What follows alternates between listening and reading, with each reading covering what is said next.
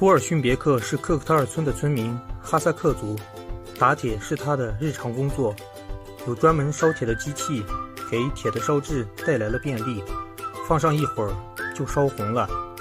敲打成自己想要的形状，用于其他用途，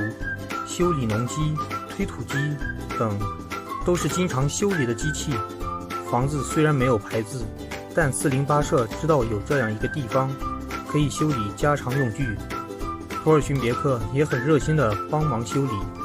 他最大的爱好就是唱歌，唱歌时身心投入，富有感情，心情愉悦，使得生活充实很多。